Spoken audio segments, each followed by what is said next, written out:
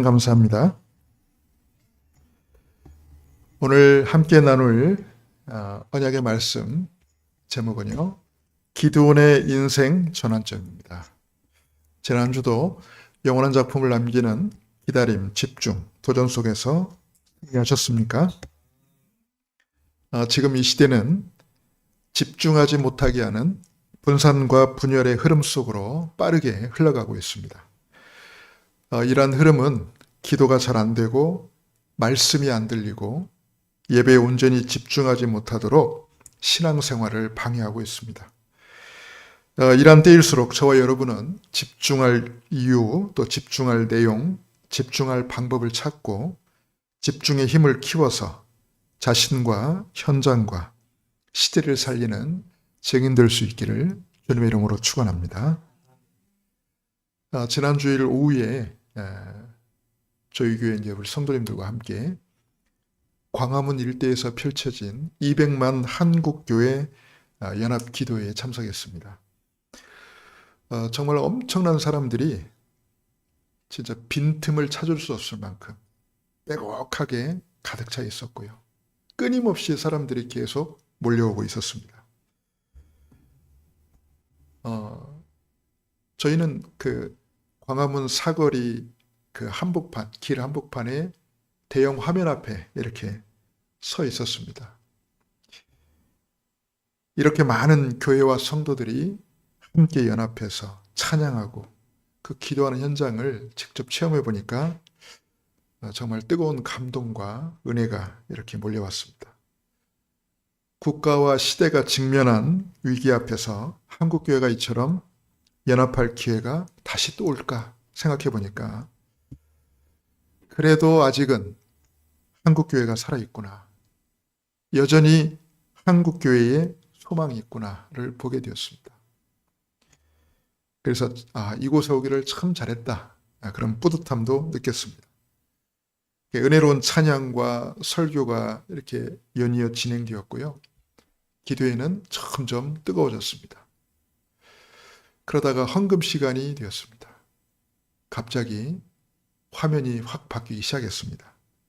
그러더니 험상궂게 생긴 어떤 남자분이 나오더니 듣기에 아주 거북하고 민망하고 과격한 그리고 선동적인 그런 정치 구호들을 남발하기 시작했습니다.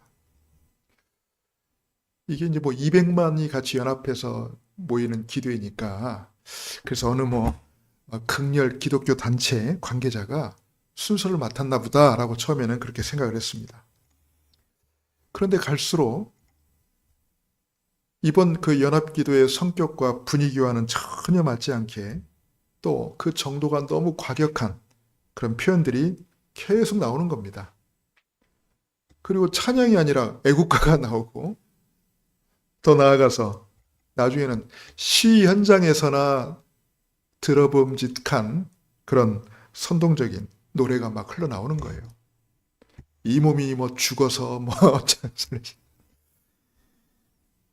이상하다. 이거 뭔가 잘못됐다고 생각하는 순간 여기저기서 다급하게 이거 다른 화면이에요. 이거 해킹당한 거예요. 따라하지 마세요. 이런 외침들이 터져나오기 시작했습니다. 보니까 이 사람들이 들고 있는 그 스마트폰에는 그 연합기도의 장면이 정상적으로 이렇게 나오고 있었는데 우리가 보던 그 대형 그 화면에는 전혀 엉뚱한 내용이 나오고 있었던 거예요. 야, 살다가 나 그런 경우도 처음 봤어요. 야, 저렇게 해킹도 당하는구나. 중계 화면 자체가 해킹도 당하는구나.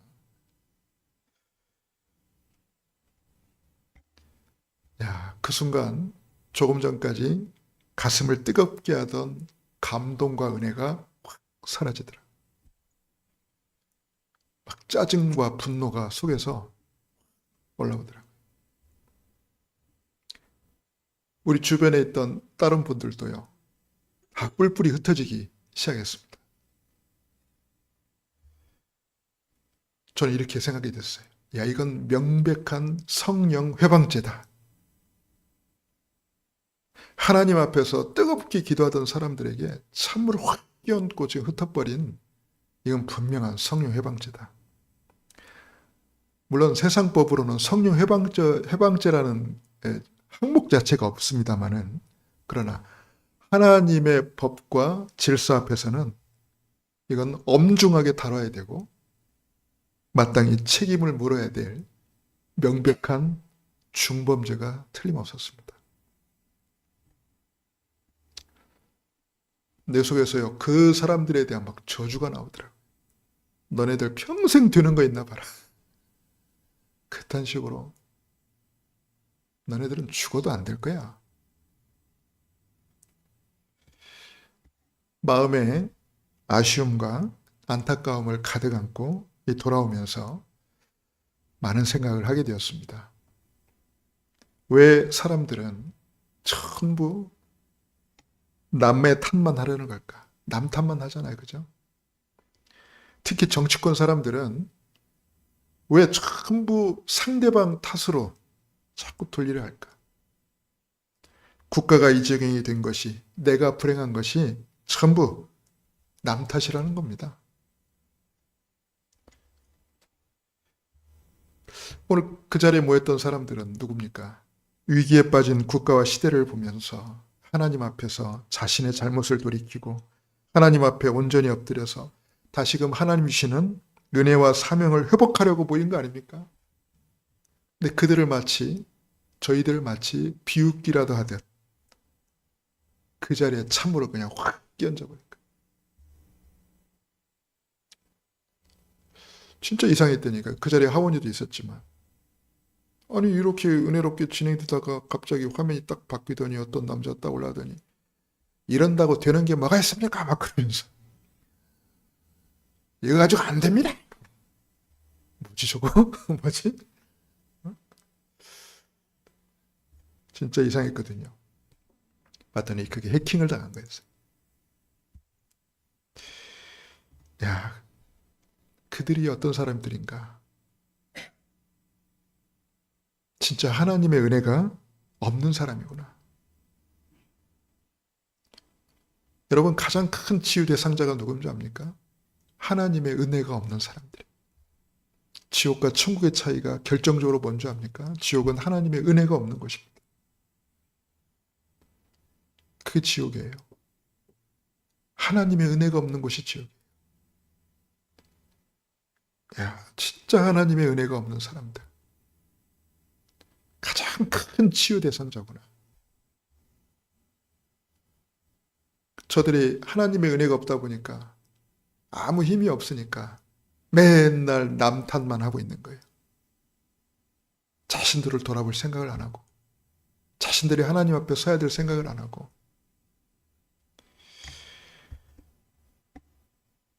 오늘 저희가 읽었던 이 본문에 나온 기드온이 처음에는 그런 종류의 사람이었습니다.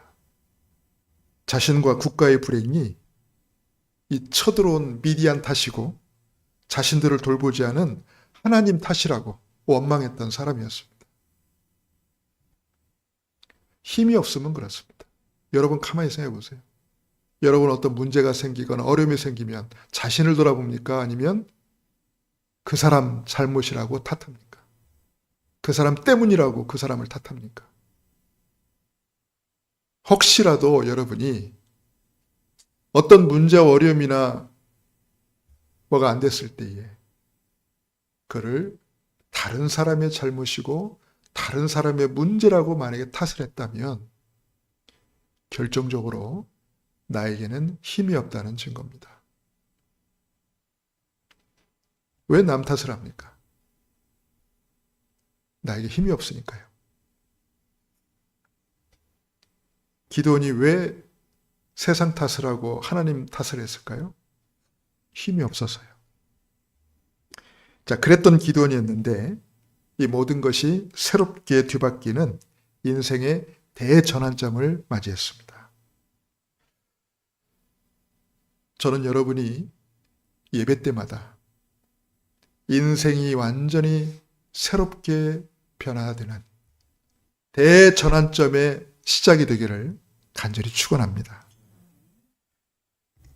자, 지금부터 기드온이 경험했던 인생 전환점이 과연 무엇인지, 그리고 그것을 우리에게 어떻게 적용할지 같이 말씀을 나누려고 합니다. 자, 첫 번째입니다. 왜 기드온은 남 탓을 했을까? 심지어는 왜 하나님을 원망했을까? 이렇게 된 모든 것이 다 하나님 때문입니다라고 원망했을까? 힘이 없었습니다. 더 정확히 말하면 하나님의 은혜가 필요한 사람이었습니다. 이 암울한 현실 앞에서 아무것도 할 수 없었던 이 나약한 기드온의 모습은 마치 저와 여러분의 모습을 보는 것 같습니다. 아무 힘이 없으니까, 너무 나약하니까 자꾸 우리는 누구 때문이고 뭐 때문이고 자꾸 그렇게 할 수밖에 없죠. 제가 늘 자주 얘기하지 않습니까? 머리가 희끗해가지고 나이도 한 70, 80 되신 어르신들 같은데 가게 앞에서 소주 따라 마시면서 내가 이렇게 된 게 누구 때문이고 하면서 막 국가가 우리를 위해서 해준 게 뭐가 있냐면서 막 국가 탓하고, 그 나이 드시가지고 인생을 회상하면서 내가 이렇게 된 게 누구 때문이고 나는요, 그분의 나이를 떠나서 진짜 불쌍하더라고요. 저 나이가 되셨는데도 남의 탓을 하고 있습니다. 세상 원망하고 있습니다. 힘이 없어도 너무나 힘이 없는 겁니다. 여러분, 진짜 치유 대상자입니다. 치유 대상자예요. 맨날 남 탓만 하고 남 원망하는 거 치유 대상자예요. 그래서 결정적으로 이들에게 필요한 게 뭡니까? 바로 하나님의 절대적인 은혜입니다. 지금 이 하나님의 은혜가 필요한 거예요, 기드온에게. 지금 우리 민족이 이렇게 고생을 당하는 것이 누구 때문인 줄 압니까? 하나님 우리를 버렸기 때문이 아닙니까? 하면서 하나님만 원망하잖아요. 뒤에 보지만. 자, 보세요. 자, 기드온이 처한 그 현실이 어땠습니까? 우리 오늘 말씀 사사기 6장 1절에 보니까 미디안이 쳐들어왔다 그랬죠. 미디안이 쳐들어왔는데 약 7년을 괴롭혔습니다. 7년을. 그러니까 미디안이 쳐들어오고 나서 7년 동안 말 그대로 고난의 행군을 하고 있는 거예요. 여러분, 저 북한이 90년대 들어서 가지고 전 세계적으로 불량국가로 낙인 찍혀가지고 북한에 대한 모든 지원이 다 끊어지고, 또 북한과 모든 외교관계가 다 단절되고 북한에 유입되던 모든 자본, 모든 물건들 이게 싹 끊어지고 나니까 북한이 어떻게 된지 압니까? 굶어 죽는 사람들이 많아지기 시작했어요. 북한 역사에서는 그 시기를 뭐라고 말하냐면 고난의 행군 시기라고 말합니다. 상상 이상으로 북한 사회가 엄청나게 힘들었던 시기였습니다.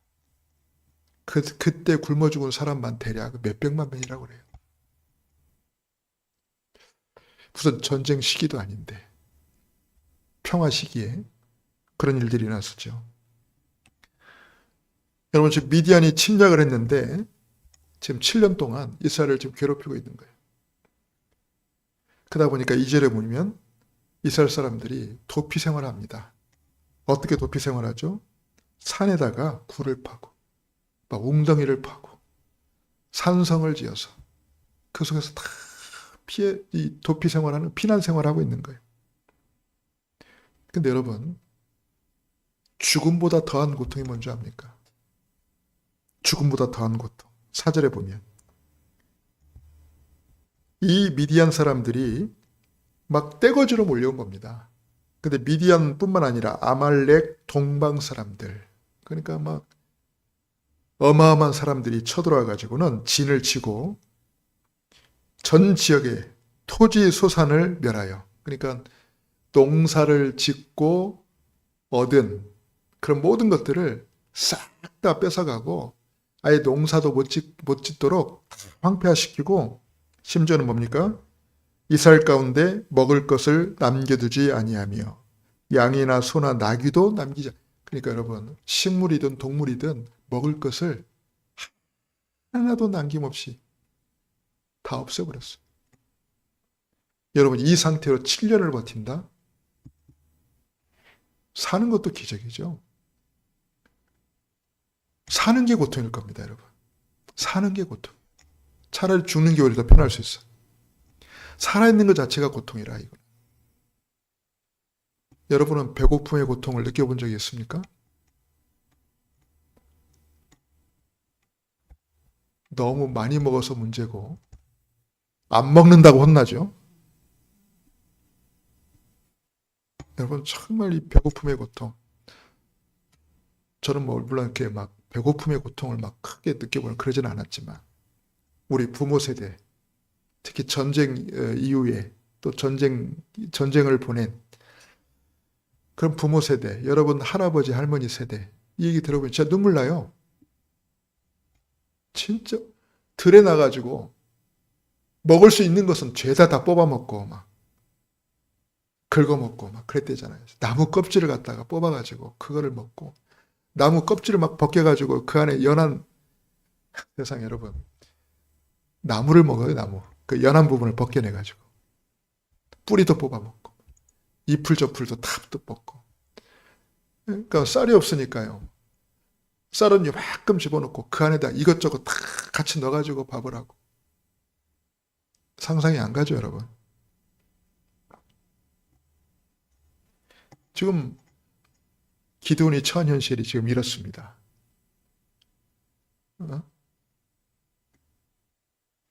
근데 성경에 보니까, 자, 왜 이스라엘 민족이 이런 저주와 재앙을 당하고 있는가, 이렇게 성경은 말하고 있어요. 이스라엘 자손이 여호와의 목전에서 악을 행하였으므로. 이게 이유입니다. 왜 이스라엘에 이런 저주 재앙이 찾아왔느냐? 이스라엘 자손이 또 여호와의 목전에 악을 행하였으므로. 여호와께서 7년 동안 그들을 미디안의 손에 넘겨주시니. 자, 이 모든 저주 재앙의 이유가 무슨 이유입니까? 영적인 이유입니다. 그러면 여호와의 목전에서 악을 행했다, 그 내용이 그럼 과연 뭘까요? 무엇이 여호와의 목전에서, 목전이란 말이 뭐예요? 하나님 앞에서, 그죠?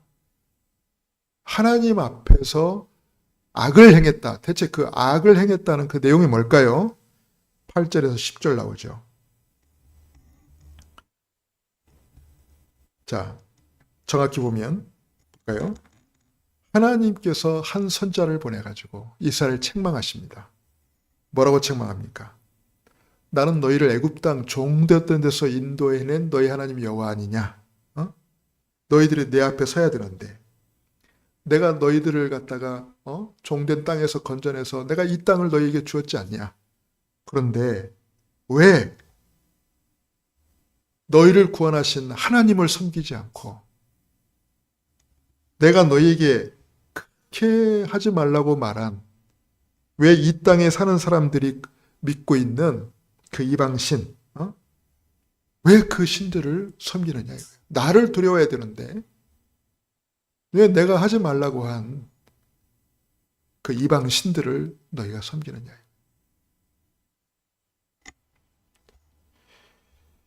자, 보세요. 하나님 백성이 당한 고난은 이유는 딱 하나밖에 없어요. 하나님과 언약 관계를 상실했기 때문에 그렇습니다. 결정적인 이유가 너희가 내 목소리를 듣지 아니하였느니라. 10절에. 이겁니다, 여러분. 부부관계가 언제 깨집니까? 서로 신뢰관계가 무너질 때. 서로 말을 듣지 않으면. 왜 삽니까, 그러면? 그죠? 서로 존중하고 아껴주고 신뢰하고 그래야 그 관계가 유지되는 거 아니겠어요? 하나님과 백성과의 관계도 마찬가지. 하나님을 신뢰하고 하나님 말씀을 듣고 따라야 되는데 너희가 내 목소리를 청종하지 아니하였다. 듣지 아니하였다. 자, 그래서 이스라엘 땅에 이런 재앙이 들이닥친 겁니다. 미디안이 침략해 왔는데 그 수가 성경은 뭐라고 표현하고 있냐면요. 메뚜기 떼와 같다 그랬어요. 메뚜기 떼와 같다. 5절에 보면 그들의 짐승과 장막을 가지고 올라와 메뚜기 떼같이 많이 들어오니 셀 수 없는 어마어마한 무리들이 쳐들어와가지고 훑고 지나가는 거예요. 먹을 거 하나도 안 남겨놓고 그냥 싹 훑고 지나가요. 여러분 그 고통이 진짜 살아있다라는 그 고통이 진짜 죽음보다 더한 고통을 계속 겪을 수밖에 없는 겁니다. 자, 그런 속에서 살고 있던 기드온이었어요. 그런 속에서. 자, 그러니 여러분 먹을 것이라는 것은 전부 다 빼앗아가고 뭡니까? 다 뺏기는 시대니까 어떻게 해야 됩니까, 이게? 그래서 이 기드온이 말해요. 11절에 보니까 밀을 어떻게 숨겼는지 모르겠어요. 미디안한테 안 뺏기고. 근데 그 밀을 어떻게든 숨겨놨는데 이제 밀을 타작을 해야 되잖아요. 근데 타작을 하는데 어디서 하냐면은 포도주 틀에서 타작을 했다 그랬어요. 우리 문화와 다르기 때문에 여러분이 이 글을 읽어도 이게 대체 뭔 말이지 그럴 거예요. 왜 몰래 미디안 사람 몰래 포도주 틀에서 밀을 타작하니라 이렇게 단 말이에요. 이해를 좀 하셔야 됩니다. 자, 포도주는 이스라엘 사람들이 있어서 굉장히 중요한 식재료 중에 하나죠. 근데 이스라엘 지형 자체를 보면 바위들이 많습니다. 근데 포도주 틀을 어디다 만드냐면 바위를 깎아가지고 이렇게 웅덩이처럼 바위를 깎아서 동그랗게 틀을 만들어요. 사람이 거기다 포도를 열매를 놓고 사람들이 그 위에서 발로 막 밟죠. 그러면 막 으깨지면서 거기서 집이 나오잖아요. 그러면 거기보다 좀 낮은 곳으로 이렇게 길을 내요. 바위를 파서 이렇게 통로를 내가지고 좀 아래쪽에 또 웅덩이를 이렇게 조그만하게 팝니다. 그러면 위에서 막 틀에서 막 포도를 막 밟고 으깨면은 거기서 집이 이렇게 흘러가가지고 거기 고이겠죠, 이렇게. 그럼요, 그걸로 이제 발효를 시켜서 포도주를 만드는 겁니다. 그러니까 포도주 틀은 뭐냐면 이런 조그만한 동그란 이런 구덩이 같은 거예요. 근데 이게 산에 있는 거죠, 굴처럼.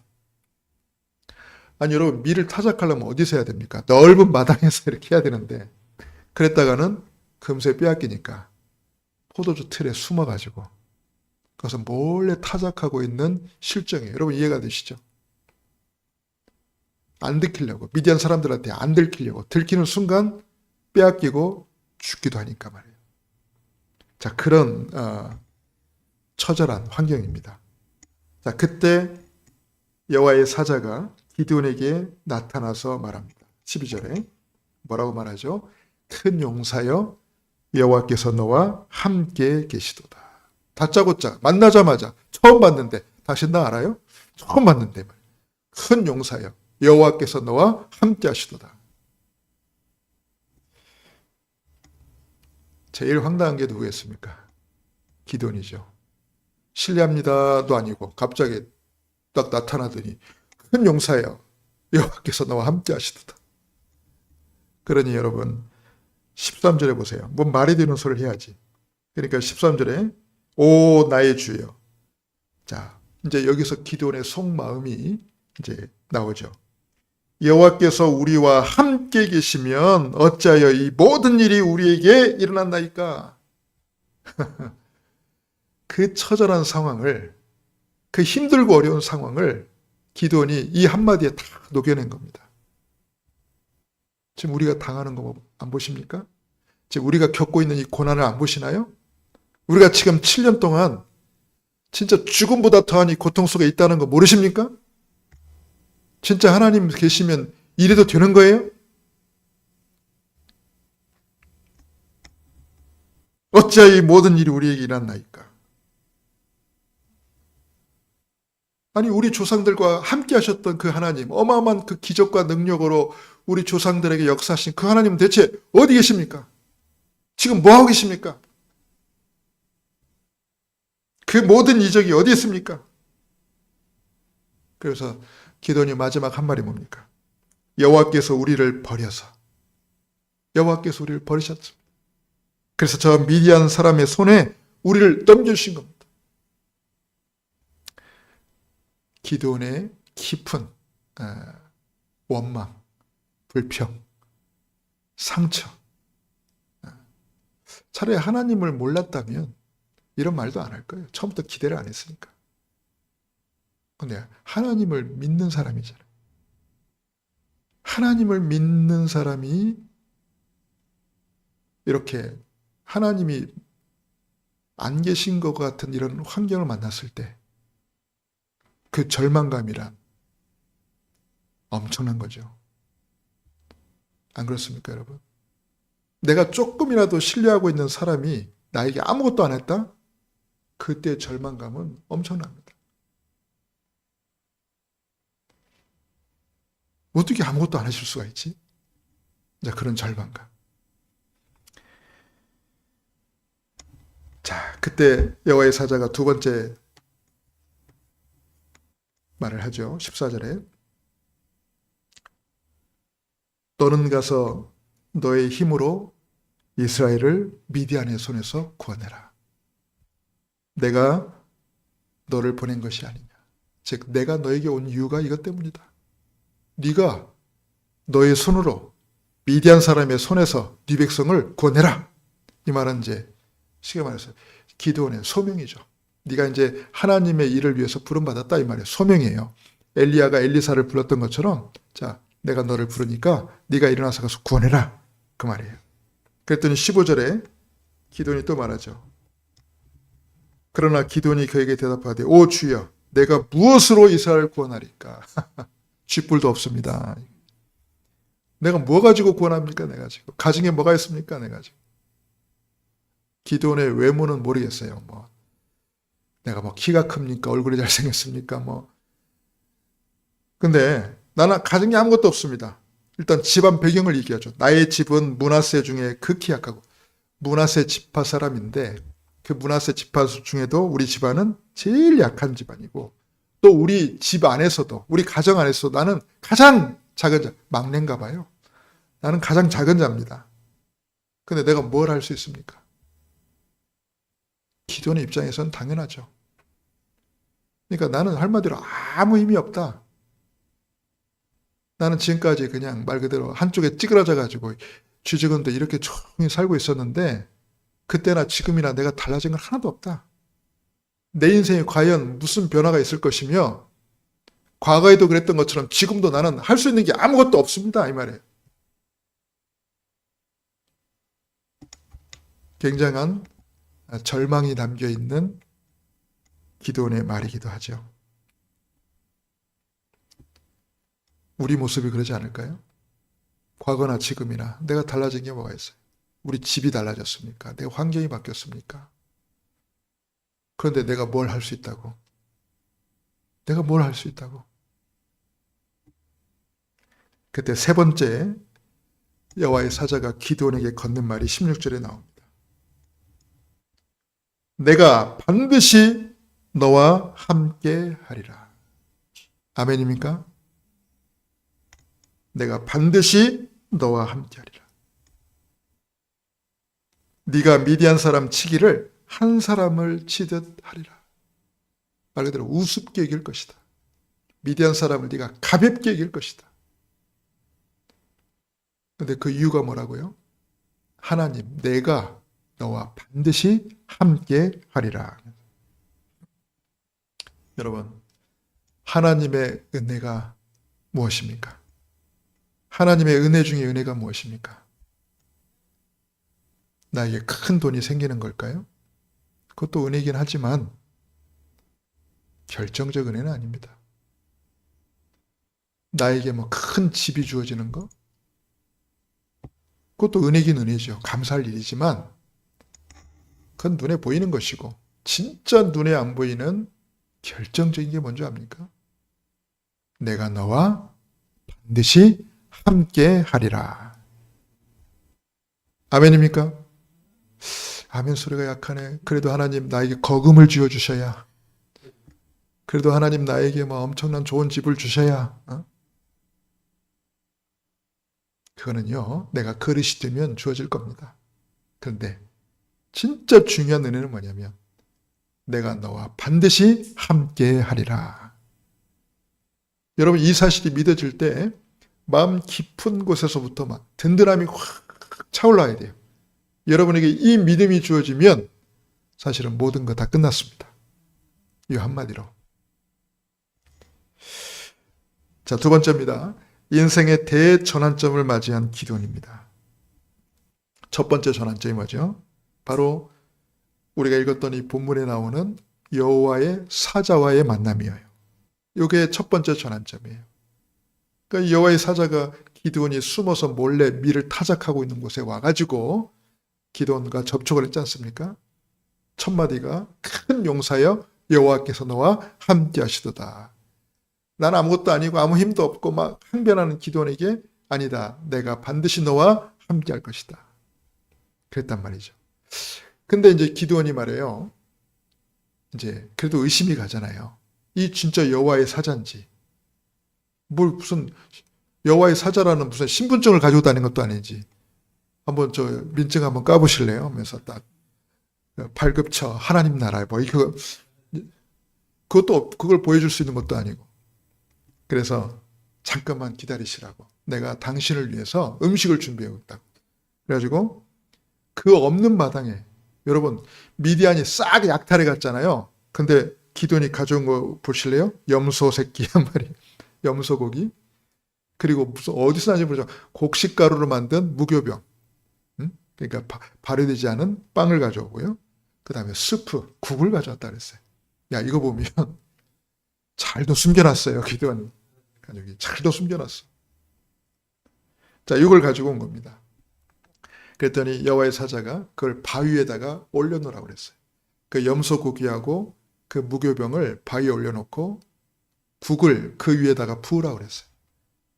그대로 했죠. 그런 다음에 여호와의 사자가 자기가 가지고 있던 그 지팡이의 끝을 그 바위에다 갖다 댔습니다. 그랬더니 거기에서 막 갑자기 불이, 우리 저 가스레인지에서 불 올라오듯이 불이 확 올라가지고 그 재물을 다 태워버린 거예요. 기드온이 막 깜짝 놀랐는데 그 사이에 여호와의 사자도 뿅 하고 사라진 겁니다. 오늘 성경 내용을 보니까. 자, 기드온이요. 진짜네. 진짜 하나님의 사자가 날 찾아왔네. 그래서 그 자리에서 엎드려가지고 야, 내가 하나님의 사자를 봤네. 그럼 나는 살 수 없겠네. 막 또 이제 두려움이 확 잡힌 거예요. 근데 또 음성이 들리기를 아니죠. 네가 죽지 않을 것이다. 이제 그 음성이 들려서 기드온이 안도를 하고 거기다가 제단을 쌓아요. 제단을 쌓아서 이름을 이렇게 말합니다. 뭐라고 불렀다고 합니까? 24절에 제가 눈이 잘 안 보여요. 24절에 뭐라고 불렀냐면 제단을 쌓아놓고 여호와 살롬, 즉 평강의 하나님 뜻이죠. 여호와 살롬. 이게 이제 기드온의 첫 번째 전환점이었고요. 자, 두 번째 전환점입니다. 자, 이렇게 하나님의 부르심을 확신한 기드온에게 주어진 그 다음 단계가 뭐냐? 놀라운 일이 있는 거 있죠. 세상에 기드온 집안에 말이에요. 바알 우상의 제단이 있는 거예요. 이야, 그 집안은 말이에요. 집안에. 그 아버지 집에 바알 제단이 있고 아세라, 나무로 만든 아세라 상이 딱 집안에 자리 잡고 있는 겁니다. 모든 재앙의 원인이죠, 여러분. 근데 뭐라고 하나님께서 말씀하시냐? 기드온아, 저 바알 제단을 허물어뜨리고 저 나무로 만든 저 아세라 상을 갖다가 도끼로 다 찍어버려라. 그리고 아버지 집에 7년 된 숫소, 우와, 이건 또 어떻게 숨겼지? 미디안이 다 뺏어가는데 말이에요. 대단한 거예요. 이 집안이 참 대단한 집안. 어떻게 그 숫소가, 그것도 7년 됐다잖아요. 미디안이 지금 7년째 지금 통치하고 있는데 기가 막히게 이걸 숨겼네. 근데 또 한편으로 말하면 이 집안에 남아있는 건 이거밖에 없는 거예요, 지금. 다 빼앗기고. 근데 하나님 뭐라고 말씀하냐. 네 아버지 집에 있는 바알 제단을 다 허물어뜨리고 그 나무로 된 아세라상을 도끼로 다 찍어 없애가지고 그걸로 뭐 해라? 그 수소를 잡아다가 제물로 드려라 그런 거예요. 근데 기도원이 말해요. 이거를 무서워가지고 백주 대낮에는 못하고 밤중에 몰래 한 겁니다. 밤중에 몰래 7년 된 그 숫소, 황소를 끌어다가 산으로 데리고 가고 집안에 있는 막 바알 그 제단을 갖다가 다 깨부수고 그 나무로 된 아세라상을 도끼로 찍어서 그걸 이제 뭡니까 장작 삼아서 산에다가 단을 쌓고 그 장작 위에다가 7년 된 숫소를 올려놓고 하나님 앞에 번제를 드린 거예요. 자, 그 사건이 있고 나서 그 다음날 집안 식구들이 다 깜짝 놀란 거죠. 왜? 바알 제단이 허물어져 있고 아세라 상은 사라져 있고 보니까 저 산 위에 제단이 쌓여있는데 거기에 7년 된 수소가 완전히 제로 되어 있는 거죠. 집안이 난리가 났어요. 이 일을 한 놈을 갖다가 잡아다 죽여야 된다. 누가 했냐 했더니 뭐 기돈이 했다는 말이 있더라 하면서 그럼 기돈을 잡아다 죽여야 될 거 아니냐. 그런데 그 기돈의 아버지가요. 뭐라고 말합니까? 너희들이 왜 그러냐? 야 너희들이 바알보다 더 힘이 있어? 바알이 신이라며 너희들 말이. 그럼 바알 신이 알아서 할 거 아니야. 너희들이 왜 나서. 바알 스스로 해결하라고 해. 그런 거예요. 그 말 듣고 보니까 맞잖아. 그래서 그 뒤로 이 기드온의 별명이 뭐냐면 여룻바알입니다. 여룻바알. 여룻바알의 뜻이 뭐냐면 바알과 더불어 싸웠다 이 말이에요. 그 시대 누가 바알과 더불어 싸웁니까? 바알을 숭배하지. 즉 우상과 맞서 싸우는 인물이 누굽니까? 기드온이에요. 상징적 인물이에요. 여러분 가정과 가문을 사로잡고 있는 이 우상을 무너뜨리시기를 주님의 이름으로 축원합니다. 이게 두 번째 전환점입니다. 마지막 세 번째 전환점이 뭐냐? 기드온이 이제 군대를 모았습니다. 이런 확실한 눈에 보이는 확실한 증거가 사람들에게 알려지면서 그래 기드온은 하나님이 세운 우리를 구원할 사사가 맞구나. 이 믿음을 가진 사람들이 기드온 주변에 몰려들기 시작했어요. 특히 기드온이 속해 있던 므낫세 지파 사람은 다 참여를 했고 이제 다른 지파 사람들도 차곡차곡 이제 기드온에게 합류가 되는 거예요. 자, 그런데 이제 싸우러 나가기 전에 기드온이 하나님 앞에 기도합니다. 하나님, 내가 과연 하나님의 부르심을 받은 게 분명하다면 저에게 이 기적을 보여주십시오. 그러면서 들판 한가운데다가 양털 뭉치를 이렇게 갖다 놓고 기도했어요. 하나님, 만약에 내일 아침에 내가 와서 봤을 때 주변 땅은 다 말라있고 거기는 이제 새벽마다 이슬이 내리거든요. 기온차 때문에 이슬이 가득 내립니다. 내가 내일 아침에 왔을 때에 주변 땅은 다 마르고 오직 이 양털에만 이슬이 수북하게 머물러 있으면 하나님이 나를 이스라엘 구원할 사사로 부르신 줄 믿겠습니다. 그렇게 기도했어요. 그 다음날 딱 가보니까 진짜 들판이 다 말랐는데 양털에만 이슬이 막 수북하게 맺혀 있는 거 있죠. 그래서 양털을 가에다 짰더니 막 물이 뚝뚝뚝 떨어지는 거예요. 응답됐잖아요. 그럼 나가면 될 거 아니에요. 근데 기도니 하나님 제가 한 번만 더 기도하기를 허락해 주십시오. 내일 아침에 내가 왔을 때 이번에는 들판은 다 이슬로 축축하게 젖어 있고 이 양털만 바짝 말라 있으면 하나님이 진짜 나를 보내신 증거로 믿겠습니다. 어떻게 됐을까요, 여러분?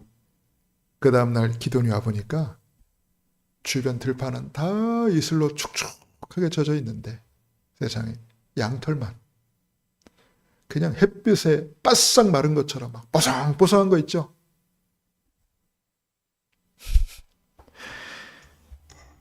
이게 그 유명한 양털 기도 사건입니다. 어떤 분은 그렇게 하나님을 시험해서 되겠냐, 그렇게 하나님을 의심하고 시험해서 되겠냐, 그렇게 하는 사람도 있지만 그건 아닙니다.